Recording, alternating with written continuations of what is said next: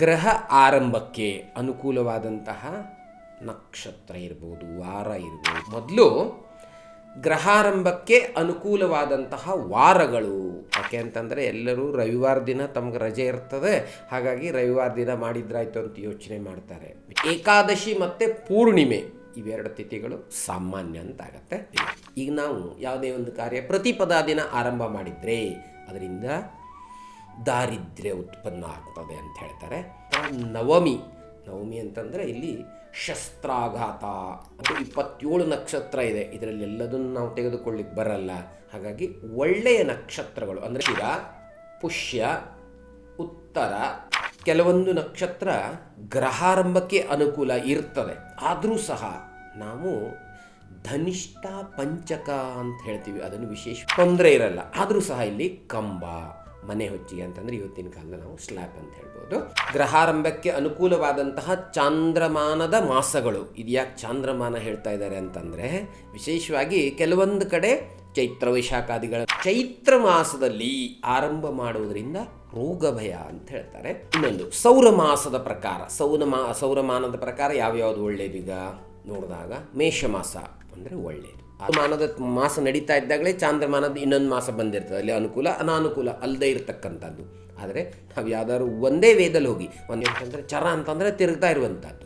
ಇಲ್ಲಿ ಸ್ಥಿರ ಲಗ್ನಗಳು ಕೆಲವೊಂದಿದೆ. ವೃಷಭ ಅಥವಾ ಜನ್ಮ ಲಗ್ನದಿಂದ ಉಪಚಯ ಸ್ಥಾನ 3, 6, 11ರಲ್ಲಿ ಗ್ರಹಾರಂಭದ ಲಗ್ನ ಇದ್ದರೆ ಒಳ್ಳೆಯದು. ಈ ಮಧ್ಯಾಹ್ನ ಅಂತಂದರೆ ಇದು ಪಿತೃಗಳಿಗೆ ಸಂಬಂಧಪಟ್ಟಂಥದ್ದು.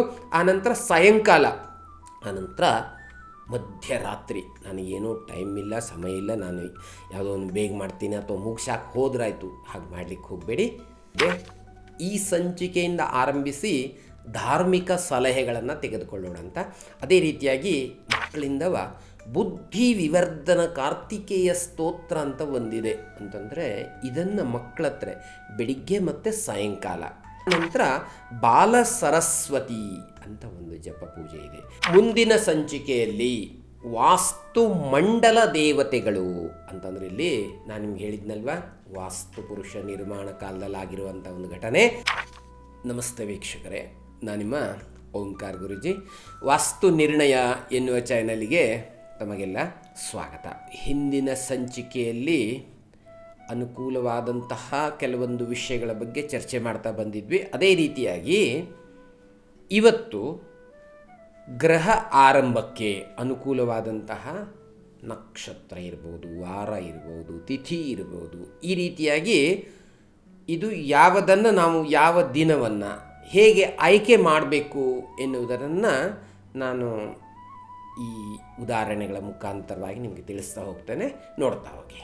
ಮೊದಲು ಗ್ರಹಾರಂಭಕ್ಕೆ ಅನುಕೂಲವಾದಂತಹ ವಾರಗಳು ಅಂದರೆ ನಾವು ಯಾವ ದಿನ ಗ್ರಹಾರಂಭ ಮಾಡಬೇಕು ಅನ್ನೋದ್ರ ಬಗ್ಗೆ ನೋಡೋಣ. ಫಸ್ಟ್ ಒಂದು ಸೋಮವಾರ, ಆನಂತರ ಬುಧವಾರ, ಗುರುವಾರ, ಶುಕ್ರವಾರ ಮತ್ತು ಶನಿವಾರ. ಇದು ಸಾಮಾನ್ಯ ಅಂತಾಗತ್ತೆ.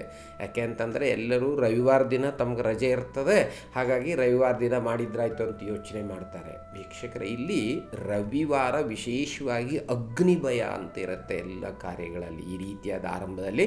ಹಾಗಾಗಿ ರವಿವಾರವನ್ನು ವಿಶೇಷವಾಗಿ ತೆಗೆದುಕೊಳ್ಬೇಡಿ. ಈ ನಾನು ಮೇಲೆ ತಿಳಿಸಿದ್ದೀನಲ್ವ, ಈ ರೀತಿ ವಾರಗಳನ್ನು ತೆಗೆದುಕೊಳ್ಳಿ.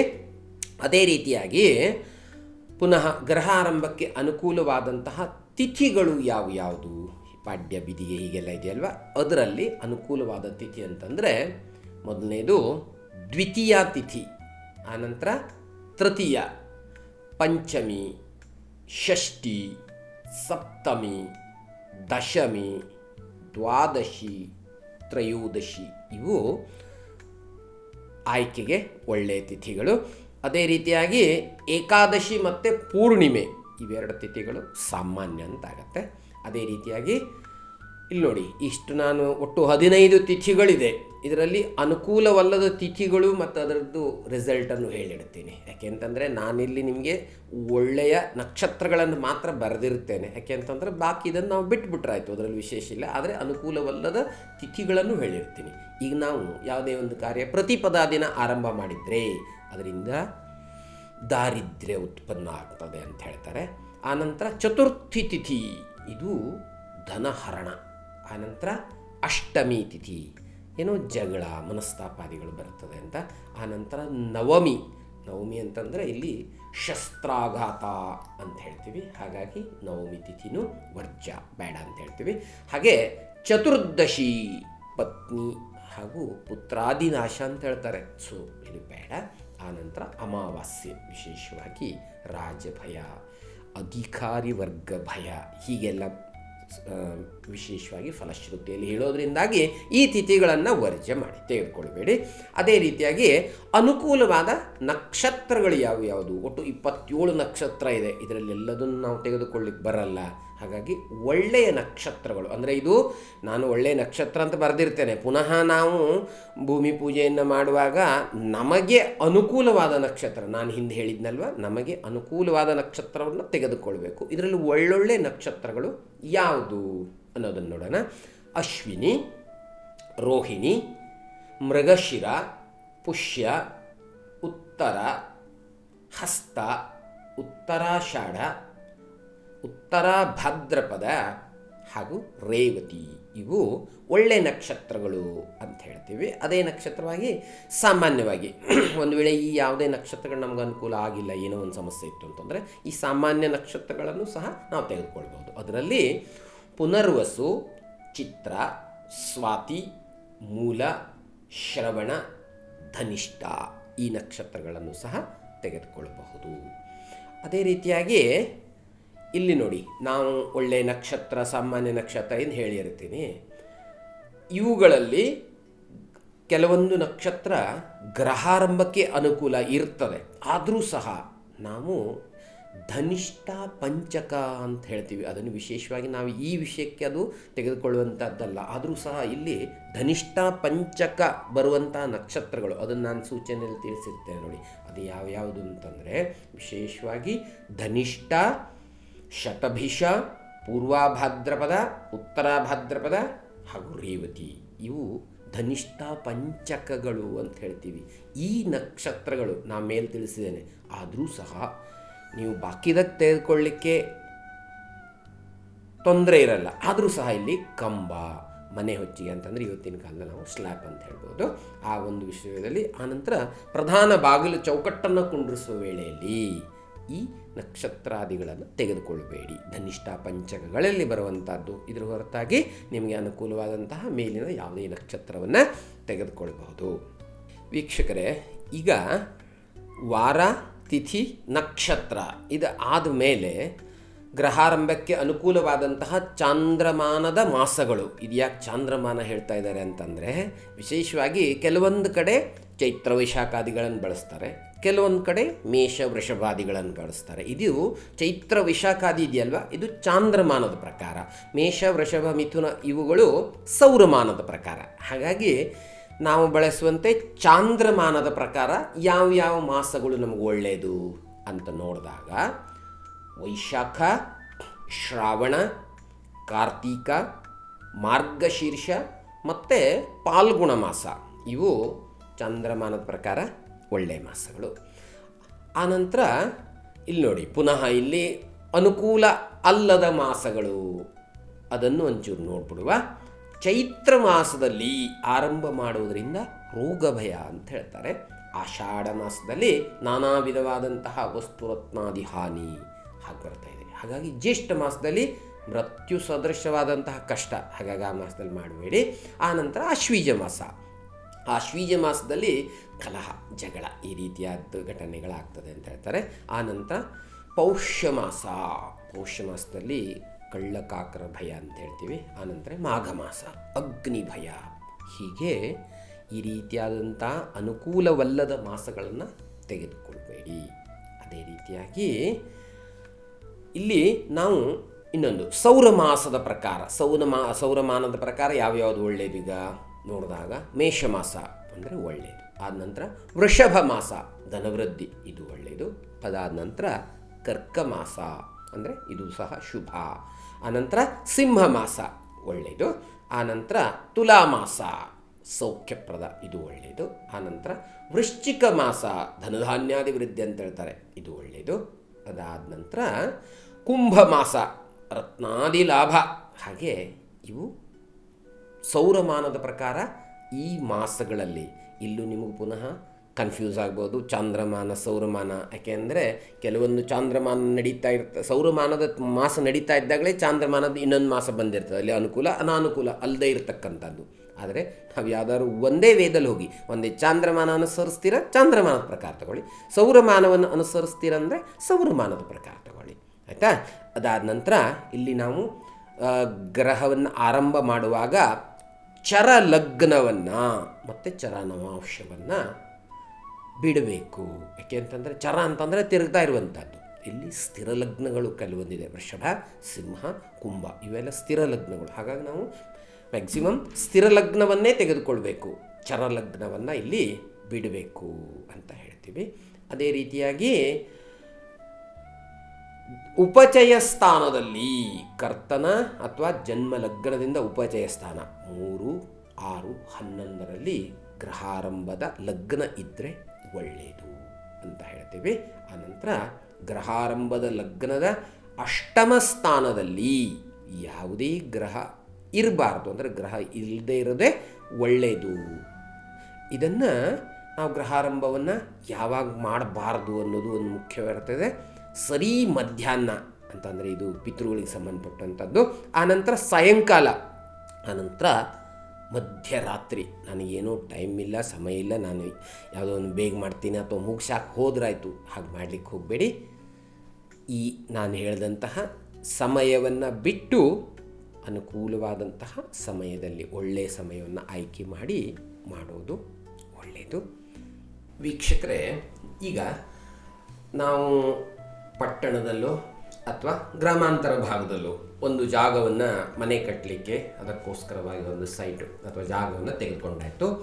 ಆ ನಂತರ ಆ ಜಾಗದಲ್ಲಿ ನಮಗೆ ಕಟ್ಟಡವನ್ನು ನಿರ್ಮಾಣ ಮಾಡಬೇಕು ಅಂತಾದಾಗ ಕೆಲವೊಂದು ನಿಯಮಗಳನ್ನು ಪಾಲಿಸಬೇಕಾಗತ್ತೆ. ಅದೊಂದು ಚಿಕ್ಕದನ್ನು ನಾನು ನಿಮ್ಗೆ ಹೇಳಿಬಿಡ್ತೇನೆ, ಇಲ್ಲಿ ಕೇಳ್ಕೊಳ್ಳಿ. ಯಾವ ದಿನ ನಮಗೆ ಆ ಸ್ಥಳದಲ್ಲಿ ಕಟ್ಟಡ ಆರಂಭ ಮಾಡಬೇಕು ಆ ದಿನ ಅದಕ್ಕಿಂತ ಮೊದಲು ನಾವು ಸ್ಥಳವನ್ನು ನಿರ್ಧಾರ ಮಾಡ್ಕೊಂಡಿರ್ತೀವಿ. ತಜ್ಞರಿಂದ ನೀಲ ರೇಖಾಚಿತ್ರವನ್ನು, ಅಂತಂದರೆ ನಮಗೆ ಸರಿಯಾದ ಆಯವನ್ನು ತೆಗೆದುಕೊಂಡು ನೀಲ ರೇಖಾಚಿತ್ರವನ್ನು ಮಾಡಿಕೊಂಡು ಸ್ಥಳಕ್ಕೆ ಹೋಗಿ ಮಂಗಳ ದ್ರವ್ಯದ ಜೊತೆಗೆ ಸಹ ಕುಟುಂಬ ಸಮೇತರಾಗಿ ಆ ಕಟ್ಟಡ ನಿರ್ಮಾಣ ಮಾಡುವಂಥ ಸ್ಥಳಕ್ಕೆ ಹೋಗಬೇಕು. ಆ ನಂತರ ಈಶಾನ್ಯ ಭಾಗದಲ್ಲಿ ಅಂತಂದರೆ ನಾವು ಇಲ್ಲಿ ಮತ್ತೆ ನಿಮಗೆ ಸಮಸ್ಯೆ ಬರ್ಬೋದು, ಇಡೀ ಜಾಗದಲ್ಲಿ ಈಶಾನ್ಯದಲ್ಲಿ ನಾವು ಪೂಜೆ ಮಾಡಬೇಕು ಅಥವಾ ಕಟ್ಟಡವನ್ನು ನಾವು ಎಲ್ಲಿ ನಿರ್ಮಿಸ್ತೀವೋ ಅಲ್ಲಿ ಈಶಾನ್ಯದಲ್ಲಿ ಪೂಜೆ ಮಾಡಬೇಕು. ಇಲ್ಲಿ ಇನ್ನೊಂದಿದೆ ನೋಡಿ, ಇನ್ ಕೇಸ್ ನಾವಲ್ಲಿ ಗ್ರಹವನ್ನು ನಿರ್ಮಾಣ ಮಾಡಲಿಕ್ಕೆ ಪೂಜೆಗೆ ಹೋಗ್ತಾ ಇದ್ದೀವಿ, ಹಾಗಾಗಿ ನಾವು ನಮ್ಮ ಮನೆಗೆ ಈಶಾನ್ಯ ಮೂಲೆಯಲ್ಲಿ ಬರುತ್ತಲ್ವ ಆ ಜಾಗದಿಂದ ಪೂಜೆಯನ್ನು ಮಾಡ್ಕೋಬೇಕು. ಕೆಲವೊಬ್ಬರು ಏನು ಹೇಳ್ತಾರೆ ಅಂತಂದರೆ ಇಡೀ ಅಂತಂದ್ರೆ ಮೊದಲು ನಾವು ಕಂಪೌಂಡನ್ನು ಹಾಕ್ಕೋಬೇಕಾಗತ್ತೆ, ಹಾಗಾಗಿ ಅದರ ಈಶಾನ್ಯದಲ್ಲಿ ಪೂಜೆ ಮಾಡಬೇಕು ಅಂತ ಕೆಲವೊಬ್ಬರ ಅಭಿಪ್ರಾಯ ಇದೆ. ಅದು ಹಾಗಲ್ಲ. ನಮ್ಗೆ ಯಾಕೆ ಅಂತಂದರೆ ಕಟ್ಟಡವನ್ನು ಯಾರು ಬಿಲ್ಡರ್ಸ್ ನಮ್ಗೆ ಕೊಟ್ಟಿರ್ತಾರೋ ನಮ್ಗೆ ಎಷ್ಟು ಜಾಗ ಬರುತ್ತದೆ ಅಲ್ವಾ ಅದ್ರ ಬಗ್ಗೆ ಅವ್ರು ಗುರುತು ಮಾಡಿಕೊಟ್ಟಿರ್ತಾರೆ. ಕಡೆಗೆ ನಾವು ನಂತರದಲ್ಲೂ ನಾವು ಕಂಪೌಂಡನ್ನು ಹಾಕ್ಕೋಬೋದು. ಆದರೆ ಇಲ್ಲಿ ನಮಗೆ ಮನೆಯ ಈಶಾನ್ಯ ಭಾಗದಲ್ಲಿ ವಿಶೇಷವಾಗಿ ಕಟ್ಟಡ ನಾನು ನಿಮ್ಗೆ ಹೇಳಿದ್ನಲ್ವ ನೀಲ ರೇಖಾಚಿತ್ರವನ್ನು ಮಾಡಿಕೊಂಡು ಈಶಾನ್ಯ ಭಾಗದಲ್ಲಿ ಭೂಮಿ, ಅನಂತ ಮತ್ತು ಕೂರ್ಮ ಹೀಗೆ 3 ಕೆಲವೊಬ್ಬರು ಏನು ಮಾಡ್ತಾರೆ ಅಂತಂದರೆ ಕಲಶವನ್ನು ಇಟ್ಟು ಮಾಡ್ತಾರೆ, ಕೆಲವೊಬ್ಬರು 3 ಕಲ್ಲುಗಳನ್ನು ಇಟ್ಟುಕೊಂಡು ಈ 3 ದೇವತೆಗಳ ಪೂಜೆಯನ್ನು ಮಾಡ್ತಾರೆ. ಆನಂತರ ಆಯುಧವನ್ನು ಪೂಜೆ ಮಾಡ್ಕೋಬೇಕು. ಆನಂತರ ಈಶಾನ್ಯದಿಂದ ಈಶಾನ್ಯದವರೆಗೆ ಹಾಲನ್ನು, ಅಂದರೆ ನಮ್ಮ ಮನೆ ಎಷ್ಟು ಜಾಗ ಬರುತ್ತಲ್ವ ಸುತ್ತಲೂ ಹಾಲನ್ನು ಹಾಕ್ಕೋಬೇಕು. ಹಾಲನ್ನು ಹಾಕಿ ಆದಮೇಲೆ ಈಶಾನ್ಯದಿಂದ ಸ್ವಲ್ಪ ಅಂತಂದರೆ ಇಲ್ಲಿ ಹೇಗಿರುತ್ತೆ, ಅವತ್ತಿನ ದಿನ ನಾವು ಪಿಕಾಸನ್ನು ಗುದ್ಲಿನ ತೆಗೆದುಕೊಂಡು ಈಶಾನ್ಯದಿಂದ ಆರಂಭ ಮಾಡಿ ಆಗ್ನೇಯದಿಂದ ನೈಋತ್ಯದವರೆಗೆ ಸ್ವಲ್ಪ ಅಗೀತಾ ಬರಬೇಕು. ಆ ನಂತರ ನೋಡಿ, ಈಗ ನಾನು ನಿಮಗೆ ಪ್ರದಕ್ಷಿಣಾ ಕ್ರಮದಲ್ಲಿ ನಾನು ಹೇಳಲಿಲ್ಲ. ಆ ನಂತರವ ಇಲ್ಲಿ ನೀವು ಪೂರ್ವ ಈಶಾನ್ಯದಿಂದ ಆರಂಭ ಮಾಡಿ ಎಲ್ಲಿವರೆಗೆ ವಾಯವ್ಯದವರೆಗೆ ಅಗಿಬೇಕು. ಪುನಃ ಉತ್ತರ ಈಶಾನ್ಯದಿಂದ ಅಂತಂದ್ರೆ ನೋಡಿ ಇಲ್ಲಿ ಉಲ್ಟಾ ಆಗತ್ತೆ. ಉತ್ತರ ಈಶಾನ್ಯದಿಂದ ಆರಂಭ ಮಾಡಿ ಹಾಗೆ ನೈಋತ್ಯದವರೆಗೆ ತರಬೇಕು. ಸಾರಿ, ನಾನು ಇಲ್ಲಿ ನಿಮ್ಗೆ ಹೇಳಿದಂತೆ ಪೂರ್ವ ಈಶಾನ್ಯದಿಂದ ನೈಋತ್ಯದವರೆಗೆ, ಅದೇ ರೀತಿಯಾಗಿ ಉತ್ತರ ಈಶಾನ್ಯದಿಂದ ನೈಋತ್ಯದವರೆಗೆ.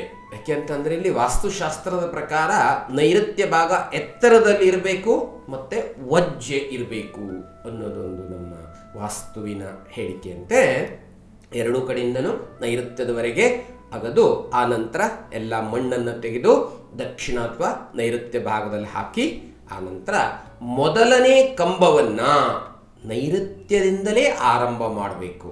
ನಮಗಿಲ್ಲಿ ಈಶಾನ್ಯದಲ್ಲಿ ಪೂಜೆ ಮಾಡಿದ್ದೇವೆ, ಹಾಗಾಗಿ ಈಶಾನ್ಯದಲ್ಲಿ ನಾವು ಕಂಬವನ್ನು ಹಾಕ್ತೀವಿ. ಹಾಗಲ್ಲ, ನೈಋತ್ಯದಿಂದ ಕಾರ್ಯ ಆರಂಭ ಮಾಡಿ ಎಲ್ಲ ಕಡೆಗೂ ಕಂಬಗಳು ಬಂದ ಮೇಲೆ ಫೌಂಡೇಶನ್ ಲೆವೆಲ್ ಯಾವಾಗ ಬರುತ್ತದೆ ಅಲ್ವಾ, ಮಣ್ಣೆಲ್ಲ ತುಂಬಿ, ಮಣ್ಣು ಕಲ್ಲು ಎಲ್ಲ ತುಂಬಿ ಆದ ನಂತರದಲ್ಲಿ ನಮಗೆ ಇಲ್ಲಿ ಪುನಃ ಯಾವ ಭಾಗದಲ್ಲಿ ಏನೇನು ಬರಬೇಕು ಅನ್ನೋದನ್ನು ಸರಿಯಾಗಿ ಗುರುತು ಮಾಡಿಕೊಂಡು ಆ ನಂತರದಲ್ಲಿ ನಾವು ಕಟ್ಟಡವನ್ನು ಕಟ್ಟಲಿಕ್ಕೆ ಆರಂಭ ಮಾಡಬೇಕು. ವೀಕ್ಷಕರೇ, ನಾನು ನಿಮಗೆ ಹಿಂದಿನ ಸಂಚಿಕೆಯಲ್ಲಿ ಹೇಳಿದ್ದೆ, ಈ ಸಂಚಿಕೆಯಿಂದ ಆರಂಭಿಸಿ ಧಾರ್ಮಿಕ ಸಲಹೆಗಳನ್ನು ತೆಗೆದುಕೊಳ್ಳೋಣ ಅಂತ. ಅದೇ ರೀತಿಯಾಗಿ ಇವತ್ತು ಮೊದಲನೇದಾಗಿ ಈಗ ವಿದ್ಯಾರ್ಥಿಗಳಿಗೆ, ಮಕ್ಕಳಿಗೆ ವಿದ್ಯೆ ಬರುವಲ್ಲಿ ಏನೋ ಸಮಸ್ಯೆ ಆಗ್ತಾಯಿದೆ, ಮರ್ತು ಹೋಗ್ತಾ ಇದೆ, ಕಷ್ಟ ಆಗ್ತಾ ಇದೆ. ಆ ಸಂದರ್ಭದಲ್ಲಿ ನಾವು ಏನು ಮಾಡಬೇಕು ಅಂತ ನಮ್ಮ ಮನಸ್ಸಿನಲ್ಲಿ ಪ್ರಶ್ನೆ ಬರುವಂಥ ಸಹಜ ಅಲ್ವಾ. ಹಾಗಾಗಿ ಆ ಕಾಲದಲ್ಲಿ ಹೀಗೆ ಸಮಸ್ಯೆ ಬಂದಾಗ ಮೊದಲನೇದಾಗಿ ಮಕ್ಕಳಿಂದವ ಬುದ್ಧಿ ವಿವರ್ಧನ ಕಾರ್ತಿಕೇಯ ಸ್ತೋತ್ರ ಅಂತ ಒಂದಿದೆ. ಅಂತಂದರೆ ಇದನ್ನು ಮಕ್ಕಳ ಹತ್ರ ಬೆಳಿಗ್ಗೆ ಮತ್ತು ಸಾಯಂಕಾಲ 3 ಬಾರಿಗೆ ಅಂತಂದ್ರೆ ಕಂಟಿನ್ಯೂ 1 by 1 3 ಬಾರಿಗೆ ಬೆಳಿಗ್ಗೆ 3 ಬಾರಿಗೆ ಸಾಯಂಕಾಲ ಅದನ್ನು ಮಕ್ಕಳಿಂದನೇ ಹೇಳಿಸಿ. ಇನ್ನು ತುಂಬ ಚಿಕ್ಕವರಿದ್ದಾರೆ ಅಂತಂದರೆ ನೀವು ಓದಿ ಅವರಿಗೆ ಹೇಳಿ. ಆನಂತರ ಇನ್ನೊಂದು ಅಂತಂದರೆ ಮೇಧಾ ದಕ್ಷಿಣಾಮೂರ್ತಿ ಜಪ ಹೋಮಗಳನ್ನು ಮಾಡಿಸ್ಕೋಬೇಕಾಗ್ಬೋದು. ಆ ನಂತರ ಬಾಲ ಸರಸ್ವತಿ ಅಂತ ಒಂದು ಜಪ ಪೂಜೆ ಇದೆ. ಈ ಎರಡನ್ನೂ ಸಹ ಬ್ರಾಹ್ಮಣರ ಮುಖದಿಂದ ನಿಮಗೆ ಮಾಡಿಸ್ಕೋಬೇಕಾಗತ್ತೆ. ಆದರೆ ಈ ಬುದ್ಧಿ ವಿವರ್ಧನ, ಪ್ರಜ್ಞಾ ವಿವರ್ಧನ ಹೀಗೆಲ್ಲ ಬೇರೆ ಬೇರೆ ಇರ್ತದೆ. ಒಂದೇ ಅದು ಪ್ರಜ್ಞಾ ವಿವರ್ಧನ, ಬುದ್ಧಿ ವಿವರ್ಧನ 2 ಹೆಸರುಗಳಿದೆ. ಈ ಸ್ತೋತ್ರವನ್ನು ನೀವು ಮಕ್ಕಳಿಂದ ಮಾಡಿಸಿ, ಬಾಕಿ 2 ಜಪ ಪೂಜಾದಿಗಳನ್ನು ಬ್ರಾಹ್ಮಣರಿಂದ ಮಾಡಿಸ್ಕೊಳ್ಳಿ. ಇದರಿಂದ ಮಕ್ಕಳಿಗೆ ವಿದ್ಯಾ ಅಭ್ಯಾಸದಲ್ಲಿ ಯಶಸ್ಸು ಸಿಗ್ತದೆ. ವೀಕ್ಷಕರೇ, ಈಗ ನಾವು ಮುಂದಿನ ಸಂಚಿಕೆಯಲ್ಲಿ ವಾಸ್ತು ಮಂಡಲ ದೇವತೆಗಳು ಅಂತಂದರೆ, ಇಲ್ಲಿ ನಾನು ನಿಮ್ಗೆ ಹೇಳಿದ್ನಲ್ವ, ವಾಸ್ತು ಪುರುಷ ನಿರ್ಮಾಣ ಕಾಲದಲ್ಲಿ ಆಗಿರುವಂಥ ಒಂದು ಘಟನೆ.